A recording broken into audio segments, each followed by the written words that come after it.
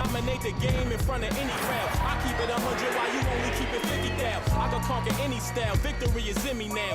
My time is now, and scare me with lip. I'm spontaneous, smart, dangerous, fancy and quick. My trainer told me to work, he ain't prepared me to quit. I'm the only captain who's sailing this championship. I gotta hold down the city. I gotta let you know where I come from.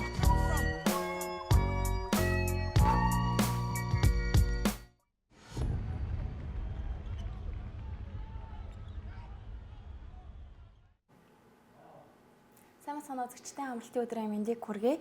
Баазар нэвтрүүлэг та бүхэнд 11 дахь улирлынхаа 19 дахь дугаарыг хүрэхэд бэлэн боллоо. Нэвтрүүлгийн платинум ивент тэтгэгч сайн сайхныг санхүүжүүлнэ. Голомт банк студид уламжлалт дүрм ажиллаж байна. Тэгээд маргааш олон улсын эмэгтэйчүүдийг эрхийг хамгаалах өдөр үзэж байгаа бүсгүйчүүд манаас байж магадгүй гэд гоё цэцэг тавилаа. Та бүхэн маань сайхан баярлаарай. Хэрвээ потенциалд үзэж байвал тийм. Тэгээд 6 насны хэлцтэй юм шиг. Хуландаа. Тэгээ нөө энэ ч гэсэн баярлаа. Энэ ч гэсэн бас хөрх арга хэмжээнүүд аягүй хийдэг шүү дээ. Эмэгтэй шүүрчтэй алдаршуулах ч юм уу. Багууд тусдаа хүртэл юмнууд хийцэн л байлээ. Нөгөө Warriors бол жишээ нь хуучны эмэгтэй тоглогч монголч нарыг яг ордондоо хийсэн тоглолтондоо уурж мөрөөд эмэгтэй тайлбарлагч энэ төр ажилуулад, эмэгтэй сэтгүүлч ажилуулад гэдэг. Зарим тоглолтууд ч мөр эмэгтэй шүүгчдийн бүрэлдэхүүн тэр чигээр ажилладаг. Нэг тийм их. Одоо яг маргааш Америкийн цагаар чинь нөгөөдөр л болж таарах нь л тээ. Тэгэхээр нөгөө нэгдхийн тоглолтууд бас тийм зохиох багууд бас байж магадгүй л. Ой уур амьсгалтай болж магадгүй юм байна те. За энэ 7 хоногийн пүрэв гарагт манаас сугаар Oklahoma City Thunder бол New York Knicks-ийн тоглолт хүрсэн. Улирлын 4-р хүчээс хамгийн сүүлийн тоглолт эхний 3 тоглолтод нь Thunder хожчихсан байсан.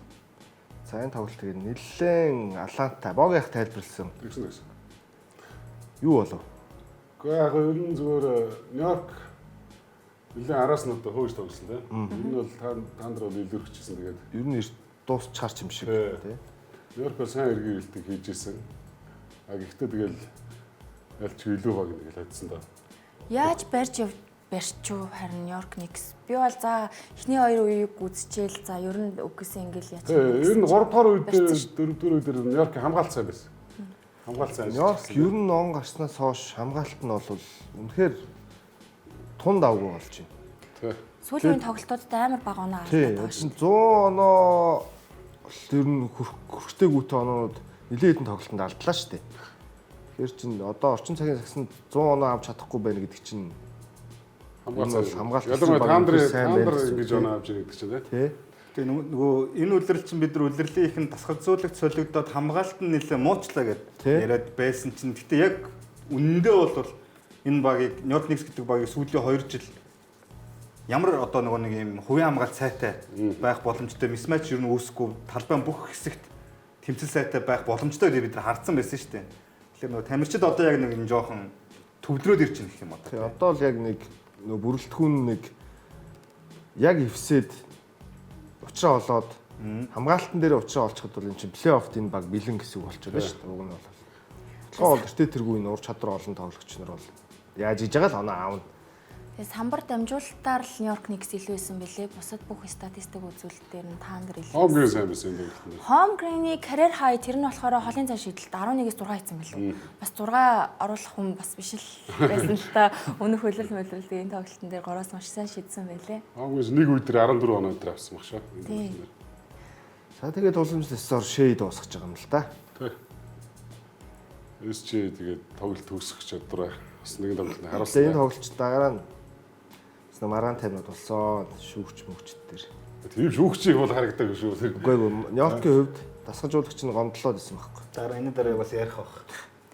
За ингээ 3 онооны зөрүүтэй Thunder хожоод сүүлийн New York Knicks-тэй хийсэн 5 тоглолтонд 5 тэгээр шүрдлээ гэж. Тэгээд энэ тоглолтод болохоор Home Green 28 оноотой бага оноо авалтаар тэргүүлж байгаа. Shea 26 оноотой. Тэнгууртаа Knicks-ээс болохоор бүр 6 тоглогч 10-аас дээш оноо аваад 20 оноо төрсөн хүн байхгүй байхгүй. Яг өнгөрсөн жилийн New York Knicks-ийг бодвол яг энэ жилийн New York Knicks арай нэг өөр байгааз дасгалжуулагчдаас солигдсон. Тийм нэг тийм өөр зүйлсүүд ажиглагдчихэж байна. Дээр нь Буден хоол зэрэг хиний Tipsy байсан сэлгээний бүрэлдэхүүн одоо байгаа сэлгээ хоёр чинь угаасаа бас ялгаатай. Ялгаатай. Тибс үнэхээр ашиглая гээд ч бас нэг талаас ашиглах хүнгүй байсан. Дэвс Макбрайдаас өөр бараг таньдаг нэр байгаагүй шүү дээ юм бол. Тэнгүүд энэ жил чи одоо жишээ нь тэр Tyler Collick гэдэг залуу бол их сайн тоглоод эхэлчихлээ. Өнгөрсөн жил уг нь байсан. Гэхдээ тэгж их ашиглагддаггүй байсан. За тэгэл одоо McBride ч байж л байна. Jordan Clarkson-ыг авчирсан гэдэг ч юм ингээд. Clarkson-ыг ашиглахгүй л шүү дээ. Тий. Оноо хэрэгтэй үед бол Clarkson-ыг нь авдаг л хүн шүү дээ. Тэгэл Landry Shamet-ийг авчирсан, Alvarado-г сая өвөл авчирлаа гэдэг ч. Shamet-ийг бол нэлээ. Сэлгээ бол яалчгүй зузаач. Ерөн зөөр яг нь нэрсийг нь ажигдвал бид нар нэг анзаарахгүй өнгөрөхөөр нэрс авчирсан гэсэн яг тасгалжуулагч бол зөвөр өөрсөндөө хэрэгтэй. Тий. Хүмүүсээ бол энэ байрд болгон дээр ямар ч гэсэн хөрхөн цуглуулсан л гэж харагдчихэв Никс. Энэ OKC-ийн эсрэг чинь Collick тоглоогүй. Clarkson тоглоогүй, McBride нь тоглоогүй шүү дээ. Гаргаагүй л дээ. Тий. Байсан. 3 оноо авдаг хүн одоо McBride бол жишээ нь гэмтэлтэй байгаа шүү дээ. 12 оноо авчих чадамжтай л хүн шүү дээ. Тэгэхээр тэр талаасаа бас Нью-Йоркийг ойлгож болох талтай, товтлогоо тал юм. За тэгээд дасгалжуулагч гомдлжээ. Энэ гомдол нь юу байсан юм бэ гэхээр SJ-ийг зогсоох бол хэцүү. Бас шүүгчдийг нь хамт зогсоох хэрэгтэй болдог гэж хэлсэн байна тий.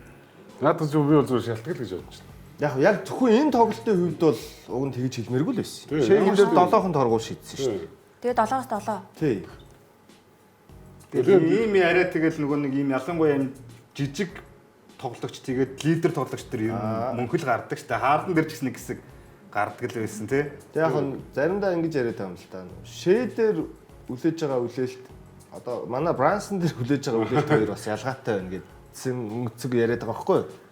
Гэтэ ерөн зүгээр нэг хүлээн зөвшөөрөхөд яг үнэн гэж батлахад хэцүү ч гэсэн MVP авцсан тоглогч тэргүй арай илүү үнэлэмжтэй л байдаг шүү дээ шүүгчдийн нүдэн дээр бол.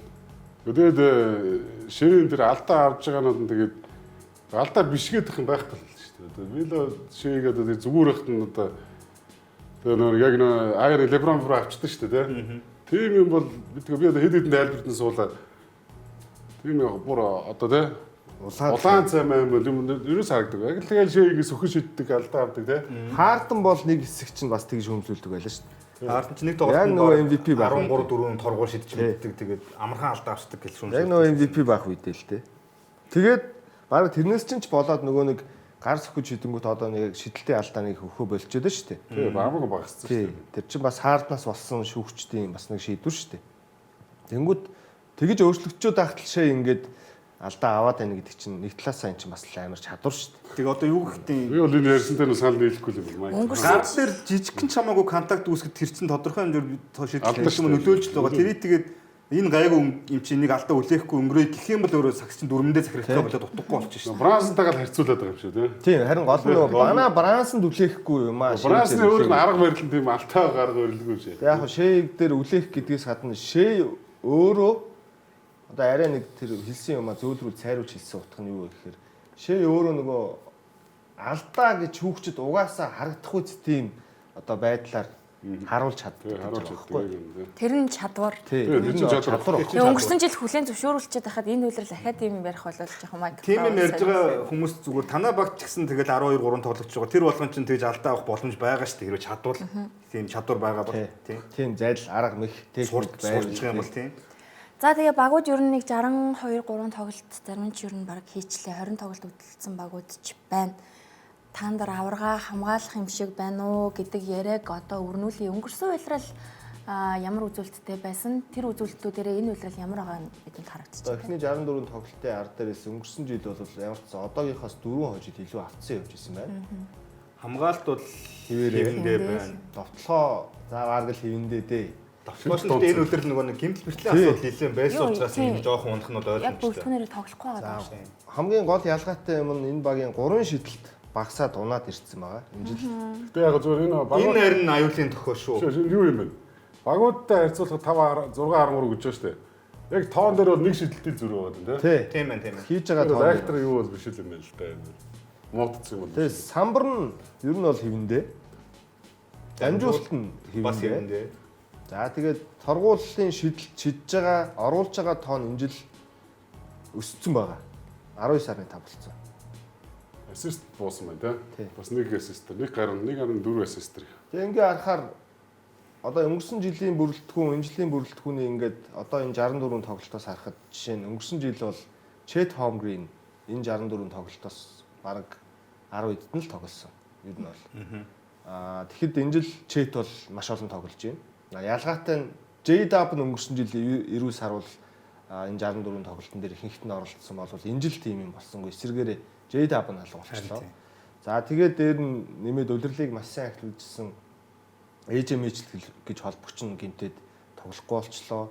Caruso Hartenstein хоёр сая сүүлд хийсэн тоглолтын дээр бас тоглолт эхлүүлээд төгсгөлт нь гэмтээд тоглолтыг үргэлжлүүлж дуусгаж чадалгүй гарсан гэдэг ч юм ингээд энэ жил бол аргагүй гэмтлүүд бүр өнгөрсөн удирдалтайгаа харьцуулахад хамаагүй их байна. Гэтэ яг тэгвэл статистик үзүүлэлтүүд нэг айхтар өөрчлөгдсөн юмгүй байна гэдэг чинь энэ баг бол муудаагүй байна гэсэн үг. Зүгээр эсрэг талаас нь бид нар одоо бусад 29 багт боломж байгаа гэж харах юм бол энэ багт бас сайжирсан зүйл бол нэг байхгүй байна гэсэн үг гэж харахаар л юм байна л да. Бага шүү. Маккейн байгаа шүү. Маккейн одоо инглиштэй сэлгэнээс 25 минутанд 20 оноо тэгээд тантартайсан 11-ийн тоглолтынхоо 7-д нь 10-аас дэш оноо авчиж байгаа байхгүй юу. Бүх оддын завсралгаас хойшоо сэлгэнээс хамгийн өндөр оноо авсан 3 тоглогчийн нэг гинэ. Нэгт нь Матур нь, хоёрт нь Босны тоглолт Бричард байсан баха. Маккейнийг баг тэгэл Филигээс сая энэ өвөл драфтаараа нөгөө зодоол баг хулгай гээл хатсан байна. Гэж яг айхтар нөлөө үзүүлэхгүй л дээ. Гэтэ бас хэрэгтэй байна. Үзүүлж штий. Одоо кейсэн болсон штий те. Сая SJ-ийг гимцэн 3 тоглолтод 27 20 23 оноо гэд дандаа ингээ бага оноо авалтаар тэргүүлчихэж байгаа. Маккейн тэр тоглолтууд нь сэлгээгээ тэргүүлчихэж байгаа. Яг төрүүлэх магадлалаар хоёр талаа дээ. Нэгт нь нөө Spurs. Яг одоогийн байдлаар миний хувьд ч те. Яг Маккейн яг нөгөө AJ-Mitchell-ийн үргийг л аваад тоглолцож байгаа юм л доо. AJ-Mitchell-тэй илүү гэмтсэн ухаалаг илүү одоо нөгөө найруулга хийх чадвартай. Гэхдээ оноо авах чадвар нь бол Маккейнээс ялгаа байхгүй сайн. Харамслан гэмтчихлээ. Тэгэхээр AJ-Mitchell авт болоогүй үстэй. AJ-Mitchell эргээд ирэхэд Маккейн тэгэл Монотог болно л да. Плей-офф руу бол ер нь хэцүүдж эхлэв шүү дээ. Гэхдээ яг зөв хулангийн хэлээд байгаа санаа нь хин нэг нь байхгүй байдлаа гэхэд арын даах хин нэг байж байна гэдэг. Өнгөрсөн жилч байсан байхгүй гол нь. Зүг үү? Өнгөрсөн жил жишээ нь Shea үндсэн ч юм уу, J-Dub үндсэн тоглолтод хэн гарч ирдэг байсан бэ гэхээр Aaron-Wiggins, Isaiah Joe хэн Casey Walls гурвал оноо авалтаар ингээл ээлжлээд бага тэргүүлээд явчихдаг байсан. Би зүгээр Okus-ийн талд одоо фэнүүд шиг нь өөрийгөө фэн гэж сэтгээд ингээ харах юм бол надад манай огт өөлөд байгаа өөлхөр зүйл гэх юм бол самбарлж явах хэцүү. Энэ үлрэлт плей-офф ялангуяа. Одоо энэ үлрэлийн хэд хэдэн тоглолтоос бид нар хардааш тийм бүрэлдэхүүн том бүрэлдэхүүн бодтой талбартай хүчтэй бүрэлдэхүүн дээр Чэт маань арай л нэг юм туйхандаад байна гэх юм уу. Сая Никс эсрэг тоглолтын дээр кат ганцаараа 17 самбар маань. Харин тийм ер нь бол өндөр багийн эсрэг тоглолтын тоглолтуудыг харж мархаа. Чэтийн самбар 8. Тэгээ ер нь Йокичийн эсрэг, Денверийн эсрэг тоглогдчихсан айгүй эвгүй байдаг шүү дээ Окуси. Тэгээд хэрвээ худлан санаж байвал нөгөө солилцооны цан хаагдахаас өмнө яг энэ жил нэг үзнэ гэсэн багууд бол хэрэгтэй хэрэггүй нь хамаагүй нэг юм туршлагатай ч хамаагүй өндөр тоглолч ингээд доор авд юм аа гэж ярьж исэн. Тэгээд харамсалтай нэг тим юм хийсэнгүү. Тэнгүүд Hartenstein нь 2 үлрэл дараад ийм уртын марафонд ингэж бүр нэлээд дээшээ зориод нь шүү дээ аваргын төлөө. Тэгэхээр тэр доор зодтолж байгаа нэг яг гол тоглож байгаа хоёр хүн өмнөд бол айгүй хэцүү. Одоо яг плей-офф руу Hartenstein-ыг тоглолт өнжих шаардлага гараад гэмтгэхэд л ер нь Окуси бас амар эвгүй болчих ирэх магадaltaй байхгүй. J-Dub тэгээд бас асуудалтай байгаа тийм. Нэг Spurs, 2 Okуси, 3 Denver, 4 Boston ороод ирлээ. 5 Lakers гэдэг. Энэ 5 баг нэг л. Бас Lakers орооч. За тэр Lakers-ийг үзье да. Юу бас тийм. Тэгэж инеч. Хүн хэлэхэд бас ичмээр л дээ. Энэ одоо өчигдөр болсон тоглолт те. Тэгээ 1 сарын 21-нд энэ хоёр баг хоорондоо тоглолцсон тухайн тоглолтод бол Lakers хоцсон байсан. За богино 5 сард энэ гоё юм яриад байж байгаасай л гэж хүсье да. Өмнөх тоглолт юм шүү. Гүг. Сүүлийн тоглолт нь өчигдрийн тоглолт. Бас 2 оноо болгосон шүү дээ талбай дээр. Момент дээр ирсэн шүү дээ. Сүүлийн минут гарсан дээр. Тэгээд эхлээд Денверийн супер хийсэн аахгүй. Ингээ 10 онооны зөрүүтэй. Тэгээ энэ 10 онооны зөрүү огт дойртойгүй. Орц юу яриад байгаа юм бэ? Дөрөвдүгээр сүүлд 1 онооны зөрүүтэй. Тийм нэг бас. Тэгээ дөрөвдөр л ойртож байгаа шүү. Тэгээ бараагүй барьж ирсэн сайн байгаа үстэй. Гэхдээ яг хоо тэгээд жоохон эрт бариул барих хэрэгтэй л үстэй. Тэгээд хизээ барих нам ямарсан барих л чухал шүү дээ. Тоглолтын сүүлд. Гэтэ ер нь бол хожихол чухал л та. Хожиж чадаагүй. Тэгэл сүүлд яг толцсон газар 112 111 болно зөө. Йокич 2 дайраад дуусч илээ. Богиах энэ тоглолтыг үзчихээ 5 руу ороод ирээд байгаа юм шүү. Энэ тоглолтыг үзчихээ яалч 5 тоглоод байгаа. За энэ хүчтэй багийг бол ингээд дутуугаас барьж чадчихна гэдэг чинь боломж байна гэж бодлоо. Момент дээр Лука 3 шигдээд Йокич доор шахаад хожиж. Гэтэ хамгийн гол нь Юм дэгсээ. Сүүлийн нэг 10-11-ийн тоглолтод амар муу байгаа шүү дээ. Тий. Яагаад унаад байгаа? Мэдхгүй харин Дэнүр би одоо яг 7-3 энэ Аарон Гордон ч юм уу Одоо ингээд 4 оноо болчиход. 20 12 оноо. Луканы 3-аас хийгээд 1 оноо болгох. Тэгээ гол нь Йокичийн өгсөн ярилцлага нь амар инээдтэйс. Тийм үү? Манай бүгд тийм үү тоглоод байгаа юм уу гэд нэг тиймэрдүү. Оо нэг анзаараагүй юм байна. 5-5 ч билүү нэг тийм Анзаараагүй юм байна. Эдэр гэсэн тийм ярилцлага өгсөн бэлээ Йокич. Тэгэхээр зүгээр Йокичийг харж байгаагаар бол өөртөө хийх ёстой юм хийгээд байгаа. Догоод л арай сайн байгаа л гэсэн утгатай юм ярьсан юм байна л. Манайх нэр эднээс өөр олигтой төв байсан бол үзлээ тий.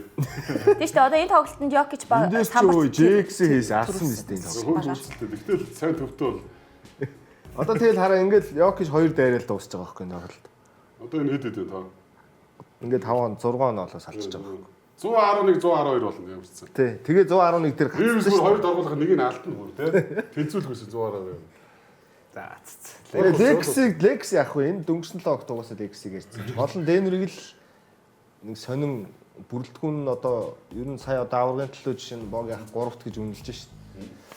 Тэгэхэд энэ жил ер нь яг сүүлийн үед л зүгээр ингээ муу байгаагаас биш. Өнгөрсөн жилийн Дэнүр баг хийндэл байгаа тах. Гордон байгаа. Тэгээ чи ихэнх статистикууд нь баг өсөлттэй биш. Тий. Хамгийн гол аюул нь тэр 3 шидэлт нь Сэлгээж баг 2-оор өссөн байгаа байхгүй. Тэгээд Валжус Брус Браун хоёр уцаагаацсан. Байрлалаараа өнгөрсөн жил 3 шидэлт оруулж байгаа тоогоороо лигт 28-д бичигдсэн баг энэ жил 12 руу ороод ирсэн байна. Тэгэхээр одоо нөгөө Кэм Джонсон, Брус Браун одоо тэгэл Страфтер энтрэн сайн шиддэг болоод ирсэн тий. Пейтон Вотсон энтрэн шиддэг болоод ирсэн. Тэрнтэй шууд холбоотой болчих жоох. Самбарт яагаад бүр 19 Аарон Гордон өнгөрсөн жил Гордон. Харин энэ багийн Гордны нөлөө ийм л амар байна. Яг гоо Гордон статистикийг харахаар юу гэдэг одоо Йокичиг тэгж 10-20 самбар авахгүй шүү дээ. 6-7 самбар л авж байгаа шүү дээ тоглолтын харуун. Тэгтээ нөгөө хашилт хийхдээ тэр хамгаалтын нөлөө чинь амар байгаа учраас Дэнүрийн хамгаалалт энэ жил унс жоохон ингээ уналттай байгаад байгаа шалтгаан нь бол тэр болчиход байна. Гордон ч бас сайн драфтын дээгүр сонголт шүү дээ. Тэгтээ өнөөдөр ирчлөө. Мэдгүй шүү. Өнөөдөр Өнөөдөр Нью-Йорк Никс эсрэг ингээ харсан шүү. ямар ч гэсэн Жамал Мөрөө гимтээд айгүй гараад явцсан 17 минут тоглосон байна лээ. Тэгээд онцлоод хэлэхэд одоо нөө лигийн яг нэг топ 5 тоглогч байгаа шүү дээ. NBA-ийн. Тэгээ өнөөдөр Гордон ирсэн. Нью-Йорк 5 тоглогч. Тэрх нэг нь Дэнүрт биш шүү дээ. Йокич. Вемби. Лука. Одоо хэд үү те? SJ.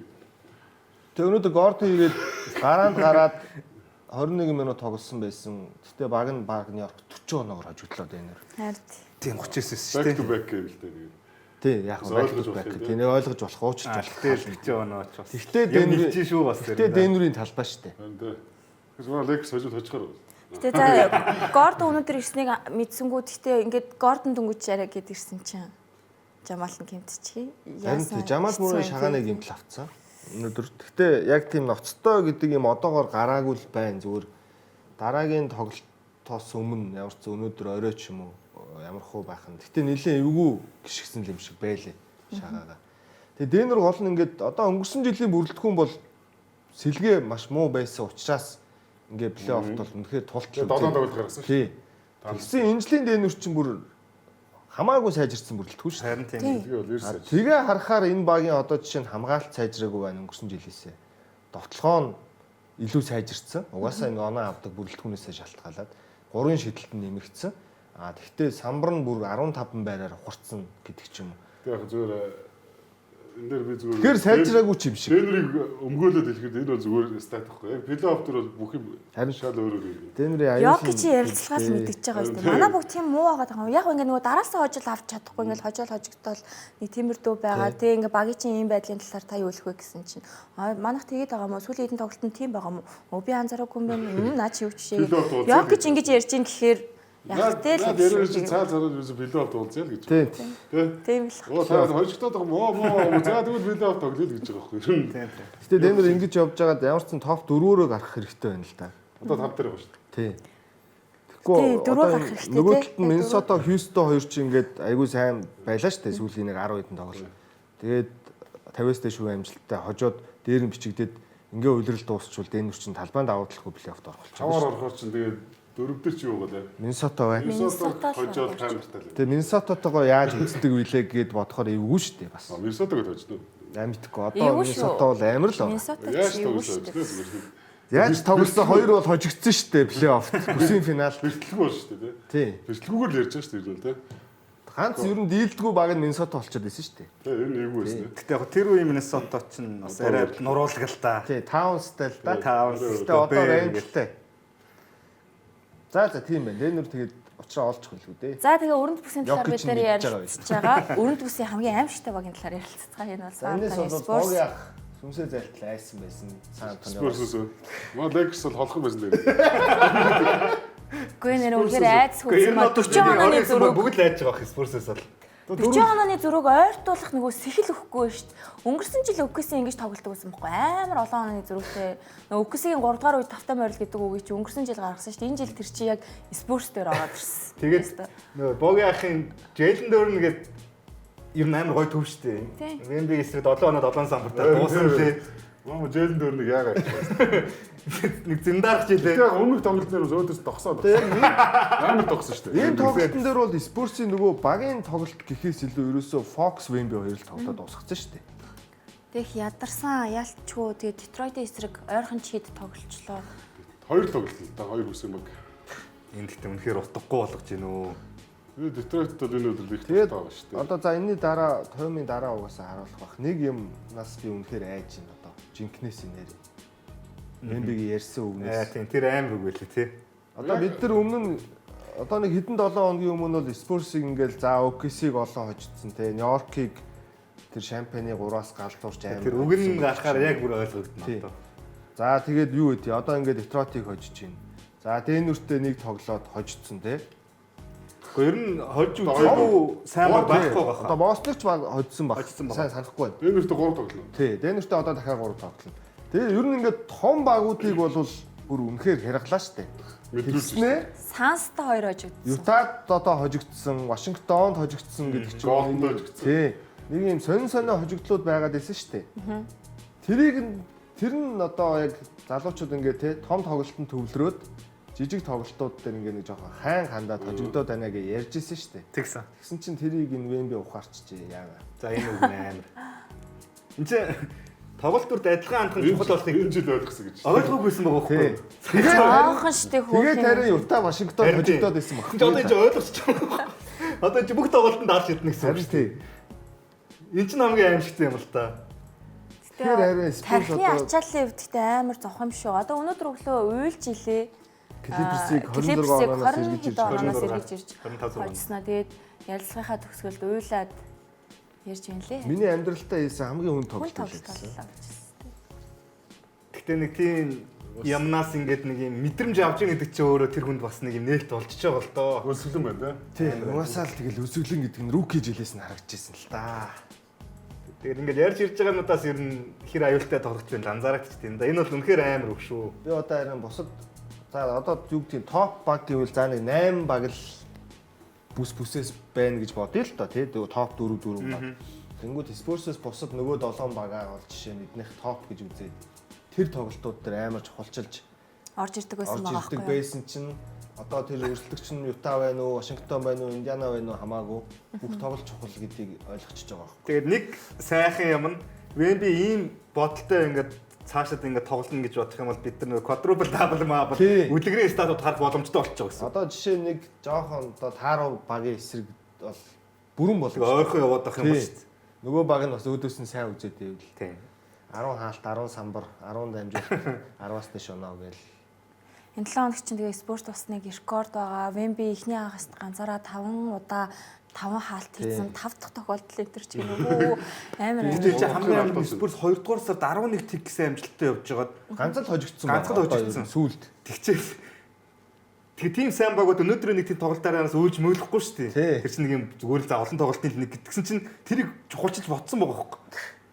Тэгэхээр чи энэ чинь бүр үнэхээр Бараг аимшигтай. тоглолтын дундаас бодоод байгаа юм шиг. Харин тий.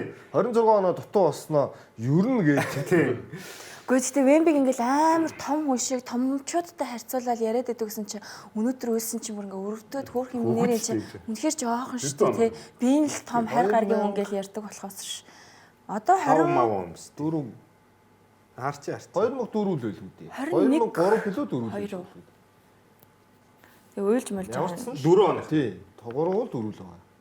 Дөнгөж саяхан шөнийн клуб руу орох насанд хүрсэн хүн байж тээ. Тийм байгаа байхгүй.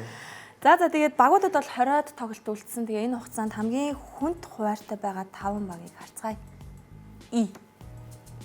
Хамгийн аюулын Денвер хамгийн хүнд хуваартай байгаа.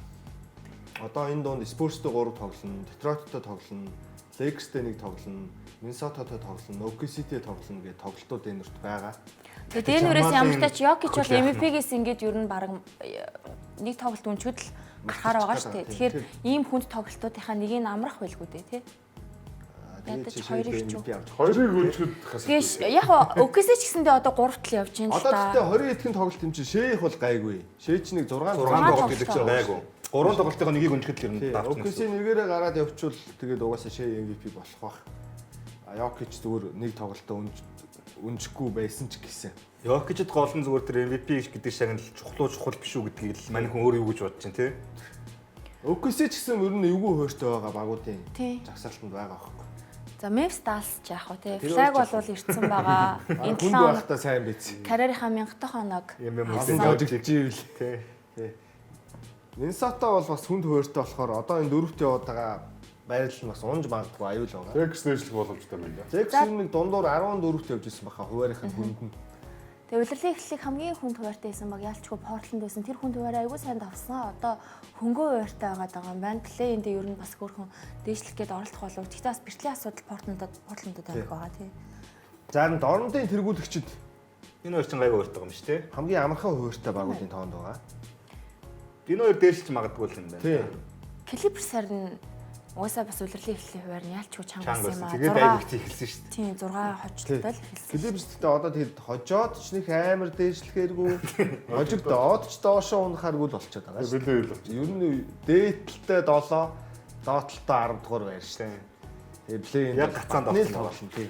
Яадсан ч Portland-тэйг л баг үүсэх байх. Clippers-ийн нөр бол нэг чухал биш. Гэтэ Clippers яг одоо Kawhi иймэрхүү байдалтайгаар яг ингээд тоглоод явбал удирдлийн төгсгөлд плей-инд бол 2 хожоод плей-офф руу гараад ирчих бас боломж байгаа байхгүй. Ер нь бол одоо чин плей-инд юу Portland, Clippers эхний одоо тоглолтын дээр 9-аар гарвал хоорондоо таараад 7-8 Warriors ч юм уу байж таарах гэдэг шүү дээ. Тэрнээс өмнө зүгээр тэр нөгөө Kawhi-гийн авиг ахын хэрэгэл янз бүр болдог сэтгэл санааг нь үүмэлж баг магийн уурайсал тийм янз бүр болгочихгүй л байгаас Clippers-ийн үед бол тийм. За тэгээд Denver Minnesota хоёрын хооронд л хэм өрнөхөндөө байрлалын төлөв ойрхон байгаа. Тийм. Тий. За 2 сарын шилдэгүүд тодорсон хамт дарцгаая. За хамгийн аимшигтай нь энэ бол NBA-ийн түүхэнд анхны тохиолдол. Нэг бүтэн сарын шилдэгийн боломжит бүх шагналыг нэг багийнхан авсан. Анхны тохиолдол болсон. Тийм байна. San Antonio Spurs-ийн шилдэг хамгаалалтын тоглогч болон шилдэг тоглогч гэсэн шагналуудыг Wemby хуулингийн авсан. Шилдэг шин тоглогч буюу Rookie Dylan Harper авсан. Шилдэг дасгалжуулагчийг нь Mitch Johnson. Wemby ч нөгөө нэг шагналаас хасагдахад тоглолт өнжих тоон юу? Бас нэлээд ойртсон байгаа шүү. Тий. 3 тоглолт өнжих хэрэгтэй байлгүй. Тэгтэл Яалчгүй 11 тэг гэж энэ 2 сард тоглосон юм чинь одоо Spurs-ийн кейс яах вэ тий. Тэгээ бүгд ингэж болж Харин тийм Rookie авах гэдэг чинь Харпер угаасаа яг бүхотдын дараанаас айгүй гоё болол эхэлсэн л. тэгээ яг 2 дугаар сард Harper баг 13 оноо манад дундчилсан байсан байхгүй юу? Сэлгэнээс. Тэгээ нөгөө Cooper Flag гэж эзгүй байж таарж мараад. Тий. За нөгөө тал дорндод бол Cade авсан. Шилдэг тоглогчийг. За шилдэг хамгаалалтын тоглогчийг Derek White авсан. Boston Celtics яриатай тий. 75 2 дугаар хэсгэмс ярих واخ. Хинэх Derek White-ийн 1.7 хаалт гэдгээрээ дорндын бүх хамгаалагчдыг тэргүүлсэн. 75 contested shots буюу одоо өрсөлдөгчөө шидэлтийг нь очиж алдуулж шидүүлсэн гэх юм. Хүнд байдлаа шийдсэн. Тийм хүнд байдлаар шидүүлсэн юм шидэлтийг хийлгэсэн байгаа. Хамгаалтын үзүүлэлтээрээ дорндын бүх хамгаалагчдаа тэргүүлсэн байгаа. За тэгээд Kenny Atkinson буюу Cleveland-ийн засгажуулагч харин Hard-ны ачаар Hard ирээд баг нь 2 дугаар сарыг бол сайн дуусгах чадсанаар ингээд оны сарын шилдэд засгажуулагч болсон байгаа. Ямар ч маргаан байхгүй л дагаас 2 сард 2 бүсээс хамгийн сайн байсан хоёр баг нь яг Spurs Cavs 2 байсан болохоор дасгалжуулагч нь Харин бол тэр Rookie-ийн дорндынх Conk Nepal бүр бүтэн сарын турш 20 баг 22 оноод онцлцсан байна. Флаг байхгүйсэн болохоор 48 өртөө 3 шидсэн байна. Сарын турш 48% шүү дээ. Чи хүний 2 сард 2 рекорд эвдсэн юм а Конкнепл. Тийм зүйл байна. Одоо тэгээд нөгөө Конкнепл өнөөдөр гэхтэл бас 20 дон аваад 6 хоолны зай шидэл мэтэл оруулсан байгаа байхгүй. Одоо нөгөө нийт одоо удирдлагын турш хоолны зай шидэлд оруулсан тоогоор лигийг одоо ер нь бусдаасаа холдоод эхэлж байна. Тэгэхээр удирдал дуусахад энэ магадгүй 500 шидэлт мэтэл төрөх ч юм уу тий. 200 хэд сая болсон шүү, саяхан болсон шүү. Тэгэхээр заахаа одоо ч 500 ч худлаа л да. 400 хүргээд ч юм уу тий. Конкнепл баг нэг Rookie of the Year-т бас оны шилдэг шин ер нь нэгт яваад байгаа. Нэгт яваад байгаа. Сая яж нөгөө флаг нь баахан тоглолт өнжөөд тэгээд флаг ер нь авал авчгаар ер нь авчгаар болчих шиг бол. Тэгээ флаг бас ирсэн. Тэ ирсэн амар. Хуваар дээр болохоор хүнд хуваард байна тий. Тэгэхээр яах юм бол за. Яг флагч тоглолтгоороо тоглоол тэгэл оноогоо авах л байгаа л та. Гэтэ Кнеплих бүр тасархаа байгаа болохоор угаасаа. Маслаар хэрцүүлэн л да тий. Rookie Rookie дээр бол багийн амжилт хамаагүй юм чи. Тийм байна. За өрөнд бүсийн үсэгтэй хамт таарсан. Уран хойшлын зүрхтэй юм уу? Яа, уулын дүүртлээ болцсон л байсан яасан. Дэнэр Миннесота хүн төөртэй ба тий. Би харин ч өвгөөсийг ингээ шээ байхгүй ер нь Спurs чинь 2 дугаар сард амар байгаадсэн. За ер нь баг ингээ гүйцчих юм шүү гэсэн чинь шээгүй бас хөөрхөн хид хожицсон байхгүй өвгөөсийг чинь. Тэгээ шээ ирээд угаасаа сайн тоглоод. Окси Дэнэр Миннесота 3 хүн төөртэй ба Тий. тий. Түүнээс биш бүтэн сард 11 тэг гэж яхад өвгөөсий одоо болт гүйцэхдэггүй байх гэдэг чинь бас өөртөө сайн л байсан баг яагаад байгаа. Лексээ дээшлэх болоод Дээшлэх байх угаасаа дээшлэх юм. Миннесота 3 руу ороод ирсэн ба шүү дээ. тий. Миннесота одоо доошлно. Дэнэр яг энэ Тий, Миннесота хуваар нь хүнд байгаа болохоор доошлох аюултай байхгүй. тий. та нар доошлж магадгүй байна. Дэнүр ч гэсэн энэ байдлаараа бол бас нэг дээшлнэ гэдэг бас эвгүй болчиход байгаа. Тий. Энэ дээр. Бэртэл гэмтлийн асуудалгүй. За одоо яг эхний 6 баг дотор бэртэл гэмтлийн асуудалгүй баг нь Миннесота л биш шүү дээ. Тий. Тийм байгаа сте. Дэнүр асуудалтай. За Лекерсийг одоо асуудалгүй гэж хэлж болох юм байна л. Тэгээ Лекс тийм зөтө байхгүй дээ. Байхгүй маань тийм байна. Лекстэй баг нь тоглолт нь өөрөө асуудал. Эйт чи өөрөө асуудал юм шүү дээ. Тоглолт нь өөрөө асуудал. Байгаа нь асуудал Би харин ч одоо энэ Phoenix баг үзмэр юм яамар тий. Phoenix баг гүйцэгчнүүдээ гэсэн чи харин ч гүйцэгдсэнгүй. Дилэн Брукс нь байсан бол Phoenix чи эвгүй байхгүй юу? Өнөө гүйцэтгэв л тий. За. За одоо 20 тоглолт үлдлээ дээ. Харъя. Тэгээ нөгөө хувь тоглогчийн нэг эвтгэд хэцүү статистик үзүүлэлтүүдийн ингээд нэг юм жагсаалт байдаг юм байна. Тэгэн гурт Леброны эзэмшдэг нөгөө нэг хэдэн тоглолт дараалаад 10-аас дээш авсан. 1200 хэд болоо зогслоо сүүлд нөгөө Торонтогийн эсрэг Сайхан Чимуурагийн нэг 3 шидэлтээр хождог тоглолт За тэрний араас хамгийн эвтгэд хэцүү рекорд амжилт болохоор одоо SJ эзэмшиж байгаа рекорд байгаа 20-с дээш тоглолтын тоо. Тэгээд 59 тоглолт аялан тоглолт дараалаад үйлдэн амжилтыг бол эвдсэн. Одоо тав дахь өдөр 26 байсан. Шэйх сая 7 хоногт нэг тайлбар дээр харж 122 моёр. 124 одоо тав дахь өдөр Бостны эсрэг тоглоод 20-с дээш оноо авч чадвал бүх цаг үе рекорд. болоог 2 тоглолттой. 2 тоглолт. 126 байсан. Харин нан 2 тоглолт байгаа. Тэрийгээ даваад 3 дахь тоглолт нь Бостон дээр рекорд эвдэх ёстой. Тэгээд Тэйтүм ирсэн байгаа шүү дээ. 2 дугаар хэсэгтээ бид нар Тэйтүмийн талаар ярилцсна гэдгийг л хэлэх гэж ингэж холбох гэж орлсон чинь жоохон төгдөрчтэй. За ингээд энэ хүрээд их хугацаанд бүгдээрээ завсарцгаая. Эргэж ирэхдээ дорнодын талаар тэр тусмаа Бостны талаар нэлээд гоё ярилцлага өгнөх болов гэж бодож байна. Нэвтрүүлгийн тэтгэгч хамтдаа дөрвөлж чадах нь Unitel Group.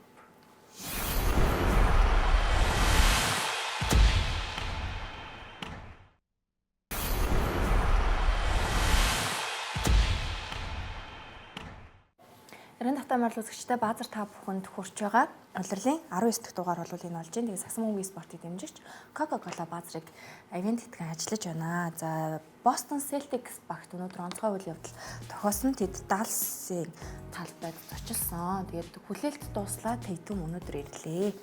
Далсыг гэртээ үл авсан. За тэгээд Tatum яг хэд хоногийн дараа вэ? 300 хэлчихсэн байсан шүү дээ. ямар ч 10 сар. Жил арай өрөө. Жил хүрээгүй. 10 сар. Тэгэхээр чинь 312 хоног л гэсэн үг баг. 3 сарын 14-нд яг 10 сар болох байсан баха. Яг 10 сарын марк болох байсан баг. Тэгэхээр 290 хэмжил байна. Тийм үү? тиймэрхүү л байгаа. Энэ 300 хоногийн дотор ирж байгаа юм шүү. Сүүлд ингэж юу н хурдан ирсэн хүн Байхгүй. баг Коби л байсан юм шүү. Өөндөөс хийдэггүй байлээ. Дүрэнд бол ингэж хурдан ирээгүй шүү. Ирээгүй. Ахиллаас. Нэг үлрэл мэдээлэл байна. Копигч айгу баг үсттэй хэд байлаа. Кобигийнх бас айгүй хурдандаа орж исэн тухайн үедээ бол. Одоо Тэйтум өгчтэй бүр яачлаа л да. Бүр амар хурдан бол. Жил хүрэхгүй шүү дээ. Коби бол ядаж нэг жил болсон байхгүй. Тийм. Энд чинь үлрэл өндсөн биш болчихж байгаа байхгүй. Тийм. Ямар ч үлрэл өнж өгөө. Тий, өнгөрсөн жил байсан. Энэ жил энэ үлрэл дахиад байна. За тэгээд Тэйтумын энэ гэмтэл архиалын шүүмсээ тасалсан гэмтэл нь болохоор NBA хамгийн хүнд гэмтлүүдийн нэгт тооцогддог. Тэгээд ихэнх тохиолдолд 10-аас 12 сарын хугацаанд талбайд гарах ямар ч боломжгүй. Тэгээд зарим тоглогчид бол хуучин порндоо хизээч ирж чадаагүй тохиолдлууд бол зөндөө байгаа. Гэхдээ өнөөдөр бол Тэйтум үгүй гэдэг нотлоо. Ялангуяа 2 дугаар хагасд яаж тоглох вэ? Тэгээ эн чинь юу тийм минутын хязгаар баг байхгүй л тоглох. Маш үргэлж бэлэн болсон юм. яаж мэдтий надад чинь баг өөрөө л тоглоё тоглох байлгүй тохоо нэмэрсэн юм. 27 минут тоглосон байсан шүү дээ. За яг нэг 30-аас бага минут тоглоулъя гэсэн юм байсан л баг л та. Гэхдээ 2 дугаар хагасд ер нь их яг ачаалтын нөгж тоглуулчихж байгаа байхгүй. Тэгээ нэг ийм эрсдлүүд байгаа юм байна шүү дээ. Хурдан буурах тэгээд нэг ийм дахин гимтчихвэ гэсэн айдас ч юм уу тэгээ нөгөө биеийн хүч жоохон бас яг ийм эрсдлүүд ер нь бас байгаа тий. Эрсдэл биш наач угаасаа яг шинжлэх ухаанаар батлагдсан юм. Угаасаа 100% гэж үзэх юм бол макста тултал одоо тоглолтоо хэл 85% тал тоглолт Тэйтум одоо. Одоо юу? Гурд тесрэлтээ бол ямар ч сан 15% нь алдсан гэсэн үг 10-аар. Өнөөдөр зүгээр тэр юу 85% байтгаа тоглолчлаа шүү дээ. Харин тий сэтгэл зүгээрээ баг илүү хүчтэй болоод ороод ирж байгаа юм шүү. Тий, угаасаа энэ шийдэлт бол илүү чанарчж орж ирдэг. Ер нь гэмтсэн хүн бол. Ялангуяа хөлний гэмтэл авсан хүн. Лилерд одоо сая харууллаа шүү дээ. 3 шийдэл дээрээ бүх хотоор. Тэнгүүд талбайд нэмэх 20 гэдэг үзүүлэлтэд тоглолтыг дуусгасан JB Тэйтум 2 байгаа байхгүй энэ тоглолтын дээр жишээ нь хамгийн өндөр нь. Тэгээд Тэйтум зүгээр ирж байгаа гэдг нь л өөрөө энэ хүний сайн тоглох моглох тэр формондоо орох морох айц майц бол одоо 1080 дахь асуудал байхгүй юу? Босton Celtics баг үед. Энэ хүн зүгээр талбай дээр байгаа нь нэгт гоё юм. Фэнүүд. Хоёрдугаар эсрэг багуудад бол зүгээр Тэйтумыг сул орхиж болохгүй гэдэг айц бол сүүлийн хэдэн жилээс угаасаа байж л байгаа шүү дээ. Тэгэхээр нэг юм бусаддаа бас илүү ачааг нь зүгээр нэр нь байгаа гэдгээр хөнгөлж өгж байгаа л болов. Ямар ч хөнгөлж өгөх хэвээр. Плей-оффын өмнө лидерээ буцаад авчлаа гэвэл зөв лидер нь өнөө энэ яриа чи энэ 7 хоногтоос нэлээ явлаа шүү дээ. Энэ өдөр сая JB ч өөрөө хэлсэн л байсан. Тийм Тэйтум. Манай огийн лидер энэ өдрөлд бол яа харахгүй JB гэж хэлсэн байсан. Угаасаа тэр нь ч зөв. Би ч өнгөрсөн 7 хоногт одоо ирэхээрээ тэгээд нэг юмэг л зөвхөн энэ өдрөлтөө Тэйтум хүлэн зөвшөөрч өсөө гэж ярьж ирсэн. Өөрөө хэлж байна. Тий. Тэгсэн өөрөө ямар ч тиймэрхүү утгатай зүйлс хэлсэн. Тэгээд өөр одоо Kendrick Perkins ч гэдэг юм уу өөр хүмүүс ч гэсэн хэлжлээ. Энэ өдрөлд бол угаасаа Brownie байгаа. Энэ баг бол Тэйтум ирээд ямар ч тэрийг хүлэн зөвшөөрч тоглох хэрэгтэй гэсэн байсан. Тэгээд ямар ч ихний тоглолтоос үнэхээр гоё байна. Энэ хүн гэмтлээс тэгээд шууд жил хүрэхгүй 10 сар болохгүй эргээд ирээд тэгээ эргийн эрэхтэй баг трипл дабл хийгээд те ингэж тоглоод ирэхээр тэгээд Бостонд бол энэ үлрэлт мэдгүй одоо нөгөө Нью-Йорк, Кливленд, Детройт гурав бол айхвцэл өвчл байдал өнөөдөр бүрдчихлээ. Зүгээр яг уу тэр нэг тулангийн дөрөв тэр нэг сөхдөг сэтгэл зүйн айц гэдэг юм юун дээр их ажиглагддаг вэ гэхээр өнөөдрийн тоглолтын дээр ч гэсэн анзаарч байгаа. Ер нь ийм хүнд гимтээс ирж байгаа тоглогч нар тийм контакт авахаас их айгаад эхэлжтэй. Одоо оролт хийх одоо юу гэдэг тэр нэг доошоо зүтгэх чинь. Ерөнхийдөө жоохон шийдэх маягтай л болчтой. Тэгээд тэрийгээ одоо дарах гэж л ингэж эрт ирж байгаа байлгүй одоо сар гарны плей-оффын өмнө сар гарны өмнө ирж байгаа гэдэг чинь тэр нэг тасан зогц хугацаа өөр тоглох гэж. Тэгээд их олон хүнтэй ярилцж байгаа л энэ чинь багийнхаа амж өөрийнхөө хувийн эмчнэр сэтгэл зүйч гэр бүл найз нөхөдөд юу гэдэг. Тэгээд гаргасан шийдвэр баг тэгээд ямар ч их л гоё л мэдээлэлтэй өглөө. Өдөрлийн албан ёсны тоглолт дуусахаас бүтэн яг сарын өмнө ирж шít. 4 сарын 10 манай цагаар 4 сарын 13-нд өдөрлийн хамгийн сүүлийн тоглолтууд нэгэн зэрэг бараг 28 баг 14 тоглолт хийдэг баха. Тийм тоглолтууд болно. Тэгэхээр нэг 20 тоглолт гэдэг чинь хангалттай формонд байгаа. Тэгэхээр ч одоо сар 4-5 хоногийн өмнө ирж штэ. Тэйтум чи яг өдрөлийн тоглолт дуусгасан. Тэгээ бог яг 5 руу оруулаад байгаа юм. Топ 5. Тий, топ руу оруулсан шүү дээ. Тэгээ 20 тоглолт Тэйтум дуртай болсон. Ягаад гэж би Бостон Лекс гэж юу шүү дээ. Тэйтум ягаад дуртай болсон гэдэг дэлхийн олимпиар нэг ч талбайд гараагүй шүү дээ. Нэг ч амбиц гараагүй тий. Тэсний ардаас нь нэг ч өөрөө ер нь бол их юм яриаггүй шүү дээ. Одоо стикер намайг гаргасангүй маргасангүй юм байна гэж би бодсон. Тэр чинь сагсан бомбыг нэг тавиад шүү дээ. Хувийн эго тавиад шүү дээ. Хувийн эго байгаа шүү дээ. Тэгээ Америк шиг хожуулахын тулд LeBron одоо нөө Steph Durant тэр үдээ ард ингээд за эдгээр тоглолтоо. тэр хэд байтугай бүр Anthony Edwards Booker хоёрын л ард суусан шүү. Тэснэ яалаа Стив Кэри өдөөс Warriors эсрэг амар тоглож Тийм шүү дээ. Тэгээд тоглолтоороо харуулж байгаа. Тэр дэйт цэлүүд дуртай болсон. Тэрнээс хойш. Тэр өмнө жил бол Ingram бол бүр шалт тэнэг байсан шүү дээ. Төрлийн төлөө тоглолтоо хайж маяад шалтгаангүй. Тэр хандж байгаа ялгаа нэрэ өөр. Хандлагын юм байгаад байгаа. Тэгээ өглөө өөрөө өвсөн ярьслах дээрээ зүгээр талбай дээр гарч чадсан нь өөрөө миний хувьд ялтана гэд хэлсэн. Тэгээ яг Tatum-ийн авсан энэ гэмтлээс эргэж ирж исэн 3 жишээ хамгийн супер 3 жишээ нь KD 18 сар тоглоогүй. Тий, KD 19 оны финалд Торонтог ирсэн. Тийм. Тийм. Тэгээ Kobe болохоор 2013 онд энэ гэмтлийг аваад тэгээд айгүй хурдан ирсэн. Гэтэ бас насныхын хувьд 34 19 гэдэг чинь KD чинь тэгвэл юу байсан байна? 31-тэй байсан байна. X драфтаар алдсан шүү дээ Tatum-ыг. Lonzo авчлаа. Lonzo авсан. Хайр тоглож шүү дээ. 3-аар босс тавлаа. 3-аар босс тавсан. Тэгээ 3 дахь жишээ нь болохоор Clay Thompson байна. 19 онд ACL 20 онд дахиалаа. Тэгээд 491 өдрийн дараа эргэж ирсэн байна. Embiid юм шүү. Үгүй холбогч байдсан шүү. Moranto биш. Fultz. Michael Fultz. Philly бүр. За дараагийн тоглолтын тайм Miami Charlotte Hornets. За баг хамгийн хурдан хэмнэлттэй хоёр баг уу. Гэхдээ Шарлоттын хэмнэл хурдан байж чаддсан болов уу? Яг залуу багуудтайгаа харьцуулахад. Юу энэ Ламело нэг хурдлуулвал энэ угаасаа тэгээд Замбраг бууж амар буужгинсан. Тэр хурдан гэхийг одоо яг буужгинсан арай өөр буужгинсан гэдгийг хурдан гэж ойлгох юм уу гэдэг чинь бас өөр баг л та. Холбогч нь тийм болохоор ч тэгээд угаасаа. Нэг ийм үг өгдөө ш нэг юм ахлах сургуулийн сагсан бөмбөг гэдэг шиг нэг юм. Коллеж сагс шиг л шүү дээ. Дураараа авчдаг байхгүй. Хашаа замбрааг юм шиг тийм. Тэгэхээр нөгөө багууд нь бас тэрийг зогсоож чадахгүй ингээд хэмнэлээр саржингаа хожигдлоо шүү дээ энэ баг. Тэгээ одоо ардаа яг бодит байдал дээр за нэвтрүүлгийн бүр хамгийн төгсгөлд хөснөгт харахтаа дахиад Шарлоттыг угаасаа яри. Одоо бол зүгээр энэ багийн сүүлийн үеийн амжилтуудыг л ярьсан. Коби Уайт зогцоод байгаа юм шиг. Үгүй энэ ч тэгээд цаахан юм замбрааг оноо авдаг багт бол өөрөө замбрааг үүж. Тий. Өнөөдөр тэгээд байсан Miami тэгээ яагаад юу нэгсгээд унтчуу. Итгэхгүй яар Miami нэг тийм сонио орон гарсан тулцсан л таа байсан. Тэг яг өнөөдөр Шарлот нөгөө амар байгаа Шарлотыг бол хожижлоо л доо. Miami-гаас одоо яг юу үсэх юм бэ? Үнэхээр одоо хоёул тоглож чинь багийн тоглолт гоё чинь хоол нь хожно гэдэг чинь өөрөө. Одоо энэ өнөөдөр юу вэ? Энэ Hero ч 35 аваа авсан гэсэн шүү. Машинаар бол Miami ч одоо нэг юм дотор явдаг жижиг зэрэг тэгээд хөдөө замд явахлаар тэгээд яалтчихгүй. Хүчин зам. Одоо нөгөө нэг тийм Miami нэг хідээрч гарсан нэг эвгүй байдаг байсан Jimmy-тэй үе шүү дээ. Тэр айдас бол одоо багууд байхгүй болчиход шүү дээ. Өвөл гоё юм хийчихгүй. Тий. Гоё юм ярьжсэн хийгээгүй шүү дээ. Юу ч хийгээгүй баг ганц баг болсон шүү дээ. Бүх юм болоод байгаа юм шиг. Жам Моронтыг ярьжсэн аваагүй. Янасыг яриад эцсийн өдөр хүртэл аваагүй. Тэр ч гэхдээ Янас дээр ер нь баг заазуу болцсон байсныг л Янас хаврын дэнгэр шиг аашлал ер нь ураацсан баг тэгсэн юм шиг байл. Би бол тэгж л бодоод. Hero Mirog бол аль эрт явуулж байгаа газар л юм байл л те. Тэгэл Патралыг нэг юм таалагдсан гэдэг Янас. Тий. Бас тий. Бакс солихын тодорхой байсан шүү дээ. Ямар зэрэг зав. Miami одоо яг л шийдвэр гаргадаг дээр байсан юм шиг байна. Шарлотч гэдэгт сүүлд нэлээд амар ойртуулж ирсэн юм шүү дээ. 3 болгосон байна. Тийм ээ. Тэгээ Hero бол сайн тоглолтоо өргөжлүүлээд тэгээ тоглолтыг хаасан. Оноо нэг иймэрхүү илүү явж чад Hero нэг эсрэг нэг дээр оноод авчихсан л та. Тэгэл нөө Конк Нэпл чи өнөөдөр бас 20 стейшныг авсан л байсан. Сүүлд бас эвгүүцсэн үед ингээл 2 хийчихэж байгаа байхгүй. Үнэхээр сүүлийнхээ гал ингэж алдсан байна. Гойч тийм элий Нэпл. Бужигнаа дундаас буулан гэдэг чинь одоо шаардлагатай чадах юм шүү дээ. За тэгээд 15-аас дээш оноогоор хамгийн олон дараалж чадсан багууд гинэ. Одоо энэ үлрэлийн Шарлоттой өнөөдөр харамслан зогсчлоо л да энэ 6 дээр. Тэгвэл тийм 6-тай багууд дээдлийн хоёрын жишээ нь хоёулаа авраг болсон байгаа байхгүй. Тийм байна. Тэр жилдээ. Тийм байна. Warriors Pistons хоёр. Тэгвэл Pistons-ийнх бүр 8 юм байлээ. Hornets ч авраг авчих юм шүү.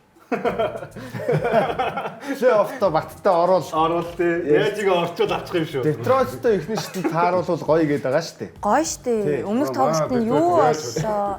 Тэгээ хардаа. Тэр 11-12 оны Гэхдээ гэхдээ нэг зовоогоо хожил бол хангалттай. Даалсын дараа жил чи яалаа баг авраг авлаа 11 он. 12 онд чинь авраг баг чинь юу шүү дээ. OKC Miami хоёр тоглоо Miami төрүүлсэн. Miami лөө. Спurs арай аваагүй. OKC-г дийлээгүй л гэсэн үг л дээ. Тийм ээ. Тий. Одоо нөгөө нэг ийм хүмүүс байдаг шүү дээ. Плей-офф эхлэхээр л яг сагсаа үздэг хүмүүс байдаг шүү дээ. Тэр хүмүүс Шарлотыг хараад шоконд орох хаа. Шин Гоё шүү дээ. Шарлот үнэхээр тэгэхээр гоё ихгүй. Шарлот миний хувьд бол ямар ч утгагүй сагсаа байна. Тий, өөр нь Тийм үү. Буужигнаадаас болон бохгүй. Яг зүгээр хожиж болно. Хүүхдүүд заал аваад гүйлж байгаа юм байхгүй. Надад тэрийг харах айгүй хөвгөлтэй байгаа. Тийм болохгүй дээ. плей-офф гол нь тэгээ нөгөө баглуулчаар ингэж замбраагүй тоглох боломжгүй болчихно л да. Замбраагуудад яг нэг юм Тэгээ Индианагийн өнгөрсөн жилийн тэр нэг юм чи бас өөр системтэй энэс шал өөр зэгцтэй байсан шүү дээ. чин бас нэг free flow гэдэг нэг тийм одоо 80-ад оны Бостны систем шүү дээ. Арай зэгцтэй юм. Тий. Энэ бол арай дэндүү зэгцгүй. Гэтэ яг хөө зэгцгүй ч гэсэн ямар ч сан сүүлийн 20 тоглолтод 16 хоцсон л байна. Сайн л шүү дээ. Зэгцгүүгээр хожоод нэг. Тий, Шарлот үнэхээр гоё шүү. Та нэг плей-офф хараарай. Анхаарал татаад нэг тийм тоглолт нь бас довтлогоо аюултай санагдаад байгаа. За дараагийн тоглолтын тайм Атланта Hawks, Milwaukee Bucks. За нөгөө Янас чи ядаргаатай яриа үргэлжлэлээ. Яагаад тэгэхээр нөгөө чин тоглоод эхэлцээ. Тэгээ хожихгүй байгаа. Хожихгүй шүү дээ. Угаас яаж хожих вэ? Ийм бүрэлдэхүүнтэй багч. Энэгээр JB-гөө Бостонд алуулсан биз дээ. Янас тоглоод техний тоглолт нь Тэгсэн алуусан. нөгөө баг нь JB-гөө шүү дээ. Дөмчгөө. Тийм. Тэгээ одоо энэ дээр Атлантад бас хожигдчихж байгаа байхгүй. Томас гэдээ бас нэг сайхан гараад ирсэн. Бас яг нөгөө хиний адилхан нөхөр. Ричардыг л хамгаалж чадаагүй баг гэж бодооч тээ. Тий. Рич ч амар уу. Атланта бол угаасаа бүрэлдэхүүн одоо бол гоё болчиход байна шүү дээ. Би бол Атлантаг плей-инд бас хөөрхөн тоглоод плей-офф руу ч гэсэн орчих магадгүй л гэж харж байгаа. Болж байгаа Бобби Портланд да. Шарлотоос илүү баг Атлантанд плей-офф орох уу та. Тий, арай нэгт тий. Тэгээд угаасаа нэрсийг хаасан. Нэг тоглолт бас яг их хэцүү дээ. Нөгөө буужигнаадаас болно ч тэгээд Нэг тоглолтын дээр олдчихвол юм байна шүү дээ. Энэ Miles Turner гэж нөхрийг одоо хоёр тоглолтын дээр л энэ Янасыг тоглосон хоёр тоглолтын дээр 6 оноотой дуусгахыг хоёр удаар л. Турнерод Индианад гэж зогсож байсан. Одоо Индиана яг үнэндээ эх жил 100 буцтай бүр гоё болох байхгүй. Яг Турнерийн нэг даваа тал нөгөө 3 шиддэг гэдгээрээ л даваа талыг үүсгэж ирсэн. Турнер биш манай 8 мэт нэж бас төвөөд тий. Аа тийм ээ. Төвийн юм бол. Тэгтэл ядаж чи спейсинг үсэ 3 шиддэг болохоор. тийм. Хүн орчихгүй болоос болохгүй тий. Гэтэ одоо яг Индиана Турнерийг алдаад 100 буцыг авсан нь баг дээр шүү. Тий. Ер нь тийш тээ. Тий. Ядаж Арай найдвартай хүн шүү дээ. арай найдвартай байхгүй. Тэгээ Янасыг одоо нөгөө ингээд тоглоод эхлэнгүүт буцаа нөгөө Янас гэдэг яриа гараад эхэлж байна л та. Тэгээ сая сүүлд Sports Illustrated дээр араас нь залгаад Bleacher Report дээр ямархуу зүйлс нийтлэлүүд дотоод их сурвалжийн мэдээллүүд гарсан бэ гэхээр сая өвөл ер нь бол Нью-Йорк явах гэж ирсэн юм байна. Тэгвэл Брансон шиг ингэж их бөмбөг эзэмшиж тоглолтог холбогчтой тоглохыг хүсээгүй юм байна. Угаасаа нэг би буруу санаагүй бол Нью-Йоркод нэг хаус маус аваадсан юм Тий. Тэгээд ийм учраас одоо 100-ны энэ жагсаалтанд Янасын жагсаалтаас Нью-Йоркийг хассан дээрээ гэд 2-3 их сурвалж бичсэн байсан. Тэр наачвал Брансон л явдггүй юм бол Янас бол очихгүй. Тэгээ Янас тэгээд ямар багт очил зогцох юм. Дорнод бүсийн баг гэдэг байгаа. Зүүн эргийн баг гэдэг байгаа. Тэгэхээр Майами харин боломжтой байхгүй юу? Орландо байгаа гэж байна. Тийм юм болохгүй. Яа. Майами Орландо нэг мужийн хоёр багс тийм Майамигийн сонгох хэлбэр. Орландо ч гоё. Яг бодит байдал дээр Орландо нь гоё л доо. Тэгвэл мэдгүй одоо Спострагийн удирдлага доормоор тоглол бас өөр хэлбэр. Орландод очил амар юм шиг яасан. Тэгээ зүүн эргийн гэхээр Нью-Йоркийг зааж ахсаалтаас хас гингүүт. Тэгээ Майами л баг үлдчихэж байгаа юм шүү дээ. Орландо, Майами, Детройт 3. За Детройт баг зүүн эрэгтэй орохгүй. Централ дивизион хоошоогоо явчих. За тэгээ Bucks ерөнхийдөө ингээ хожигдоол энэ тэгэл Янасын драманд хүмүүс ч их бухимдчих шиг байна. Гэтэ ер нь Янас шиг том хэмжээний од өвөл явж ирснээс 100 нэлээд төлөвлөгөөтэй одоо энэ плей-оффыг харж байгаа аль багт болохгүй сайн бодож байгаад тухтайхан шиг нүүдлээ хийсэн. 100 Янас сонголтод ч нэмэгдэх бах нэгдүгээрт, хоёрдугаарт авахыг хүсэж байгаа багуудад нь боломжууд нь ч нэмэгдэнэ. Гуравдугаарт Бакс бас нэг ашигтай юм хийчмээр шүү дээ. Солилцоогоор оронд нь авах. Янасын өөрийнх нь хөдөл хохиролтой. Тий. Бакс ашигтай юм ханаа хараад байгаа тий. Нэг жил 100 хийсэн дээ. Ер нь бол. Залуудаа. Янас тэгээ өөрөө хүссэн юм уу яах вэ? Явал явчихаар Хугацаа өчнөө л зөндөө өнгөрлөв. Эд тоглож байхдаа бас плей-офф тоглол бас Тий, уг нь одоо Уг нь өөрөг нь өөрчгсөн тий. Янс шиг одоо юу гэдэг бид нар ингээд бодоход лигийн топ 5 тоглогчийн нэг бараг л мөн л үсттэй. Одоо Шей, Йокич, за Лука, тэгээ Янс, тэгээ Вембич гэдэг юм уу тий. Одоо зөвхөн энэ үйлрэлээр бодоход тэгээд плей-офф нэг жил үн. тэнгууд ийм хүн плей-офф үнжиж уг нь болохгүй байхгүй. Тэр харамсалтай. Өөрийнх нь legacy ч гэсэн нэг жоохон хард холттой юм болчихж байгаа. Жамар карьерийнх нь их үе биш. Харин тийм. Эд үе дээрээ ингээд тий. Яг prime үе дээр Эсвэл одоо бүр плей-офф болсон үнсэн болоо. гэхэр чинь. Гэтэ яг энэ байдлаас Янс Янис өөрөө л аваад тэгэхээр лидер мөн үү биш үү гэдэг яриа руу явандаа гулгаж орох байхгүй юу? Энэ ингээд дахиад нэг үдэл тавтагдаж бариад. Уусаа тэгээ сая холонгийн хэлдгээр ийм байдлыг тэгээ Янас өөрөө л гаргасан шүү дээ. Тийм. Явна явахгүй Заавал заа явахгүй гэл газ гэсээр явчихгүй жоохон эргэлзүүлээл тий бусдыг ч эргэлзүүлээл. За дараагийн.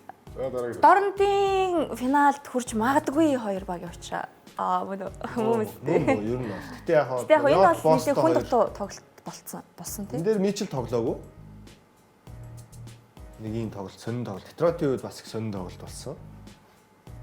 Хаард нь тэгээд яалч юу хэлэлцэн дээр бол Дөөр юм байна. зохицол гоё байна өө. Дүүрэнд Дорнодын хамгийн гоё төв шүү. Тийм. Одоо тий. Одоо энэ үлрэл яах. Дөөрөнтэй өрсөлдөх төвд орондод ер нь баг байхгүй тий. Тэгээ тэр би хаамаа Уг нь ер яг нь үнэхээр Embiid гоё байна л да. гоё залуу. Гэтэ яг зүгээр нөгөө тоглолтоороо тэгээд Энэ үлрэл араа шүү дээ. яг юм би тэгээд тоглосон үедээ бол мангас шүү дээ.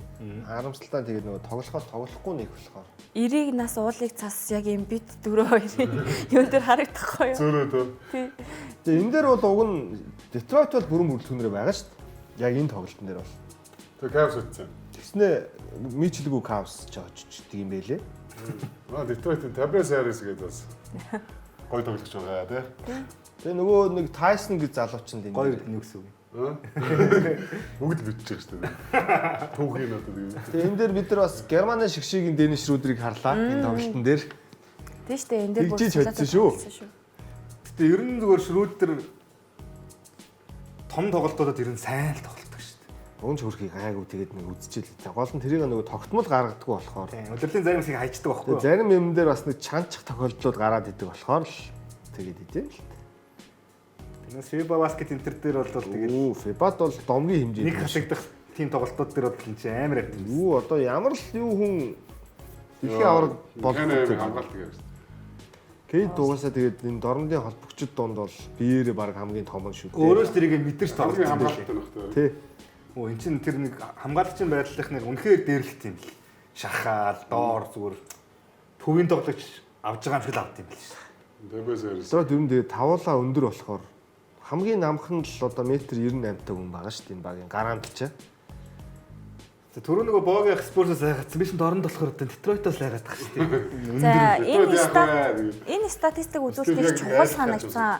Яагаад чухал санагдсан бэ гэхээр яг нөгөө багуудад формо олсон үеэс хоошоогоо гэж ер нь ойлгож болохоор шүү дээ. 2026 оноос хойш Нэг сарын 1-ээс хойш гэсэн үг. Тийм хамгийн өндөр амжилттай багууд. Детройт 27 гэсэн амжилттай, Spurs 28, Cavs 3-тай, Шарлот явж байгаа байхгүй дөрөвт явж байгаа байц харж гин үү. байгаад байгаа маа Шарлот. Тэгээ OKC эн чинь нөгөө гэмтлүүд Чэ бас нэлээд олон тоглолт үндсэн үе шүү дээ. Тэгэхэд л 20-10 гараад ирж байгаа байхгүй. Түүнээс биш тэр тоглолтууд дээр Шэйгүү тэгээ хожигдсон бол Спurs ч өдөөд өрөндөө нэгт явж байгаа байрлал шүү дээ. Тэгэхэд OKC бол үнэхээр хоншоортой даваад гараад ирсэн байхгүй. За тэгээд бүгдийн мэдж байгаагаар Clippers бол ялчгүй он гарснаас хойш 12 сарын сүүлээс хойш Kawhi галзуурал. Энэ дунд Lakers алгаа хаа. Алгаа. Lakers яг 50% тавьлаа. Яг одоо 26 тоглолт шүү дээ. 27 ч юм уу. 13 13 гэдэг. NBA Cup-ын тоглолтууд хүртэл би бүр Lakers-ыг амар дээгүүр бодож байгаа. Тэгээ ер нь Cup-ын тоглолтоос хойш. Яг юу яасан бэ? Reeves гэлдсэн шүү дээ. Тийм яг тийм. Тэгээ тэрнээс хойш 50% л хийж явсан шүү. Тэр Reeves-ийг буцаж ирээд тэгээ буцаад яг үлрэлийн эхлэлшгээ тоглох юм болов гэсэн чи бас. Одоо бас өөргөө үзээд 50% та байгаа нь тэгээд хангалттай мó тий. Гэхдээ Reeves-гүй бол хангалттай шүү дээ. За. Reeves-гүй тийм үстэй. Тийм ээ тий яг нэг талаараа. Нэг талаараа. Муу бол биш байгаа байхгүй. Тийм Бүр сайн бол бас биш. бүх ярен донд Lakers заавал ороод ирэх тий. Зүгээр яг Lakers ингээ нөгөө хожихстой шүү дээ. хожихстой багууд бол хоцсон. Одоо юу гэдгийг өнөөдөр Индианаг өчтөр Pelicans-ыг гэдэг чинь хожих ёстой шүү дээ. Тэгтээ том багуудын эсрэг дандаа л алуулсан баг. Хожигдоод байгаа тийм. Тэгэхээр л ямар ч найдваргүй гэсэн үг шүү дээ. Энэ үнэн Хүлэн зөвшөөрсөн нэг фэн, зөвшөөрөөгүй нэг фэн байгаа шүү. Нэг одоо ямар ч юм тийм. Одоо илэрцээ би зүгээр 100-ыг хүлээж байна. За дорнгийн үсгт амттай харцгаая. За Бостон, Детройт энэ ч нэг унахаар шинж бол ихний дөрөвт бол алга байгаад байгаа юм уу? Яг Бостон тэр 3-4 рүү унж Бостон зүгээр үгүй. Гэхдээ нөгөө талаас чи бод. Нью-Йорк, Кливленд хоёр ч түрүүн хуваар нь хамгийн чанга байсан шүү дээ. Үгүй Сул байсан. Тийм. Тэр харин унах гэж. Тэр унж магадгүй юм тийм. Бостон ихний дөрөөр гарчдаг. Ихний дөрөвт баг л та. Бостон унлаа гэхдээ ихний дөрвөл юм байна л да. Тийм. Одоо энэ чинь 20 тоглолтод дор хаяж 7 хожны зөрүү гэдэг чинь амар тол зөрүү шүү дээ. Тийм. Одоо энэ 7-оос 10 дугаар байранд явж байгаа багууд дундаас надаалаа үнэхээр Шарлот Хорнетс л амар үнэхээр. Гэхдээ харин тийм яг хулантай би ч гэсэн санал нэг байгаа. Яг тэгэхээр өнөөдөр 10 дугаар байранд харагдаж байна энэ баг. Гэхдээ 5 дугаар байранд яваад Торонтогоос 3 хожлын л доор байгаа байхгүй. Гэхдээ би тэр 8 дугаар багаас л айгаад байна. Би л оёстой байхгүй. Би тэр 7-оор орж ирээд лээ бол. Франц Вагнер гол нь хизээ ирэх нэх мэдэж шүү. Өнөө ирсэн юм уу? Ирсэн шүү дээ. Удирлын хамгийн сүүлийн тоглолтын дээр Бостон Орландо хоёр хоорондоо юм бэл. Хизээ ирчихэж Би байгаа. өнөөдөр нөгөө тоглолтоо захиалгад хуваар харж ирсэн чинь Франц Вагнер тоглож байсан би жаасан шүү. Зодчоод идэв. Батлаатай бол биш. Тэгээ Вагнер Банкиро хоёр чинь хамтдаа болтгоо л байхгүй. Тэгээд болгоно Тэр шүү. Шарлот гоё байхгүй. За. Францо Ирсэн мөн үстэй. ирэг байна. Ирэг байна. Харин хизээ ирэх нь тодорхойгүй Тодорхойгүй. Тэгээд Нөгөө шагааны гэмтэл нь болохгүй л байгаа юм шиг л шүү. хэлэхгүйгээр шууд ирэхээргүй дээ. Хэлэхгүй ирэхгүй. Хэлэхгүйгээр ирэхээргүй. Та чинь ер нь Би бас энэ 7 хоног эхлэх ген тань дээр бас ярьдаг болоод байгаа юм. За ингээд энд хүрээд базар нэвтрүүлгийн өндөрлөлийн хамт исэн та бүхэндээ баярлалаа. Нийт бүсгүйчүүд маань маргаашийг сайхан өнгөрүүлээрэ. Баяртай.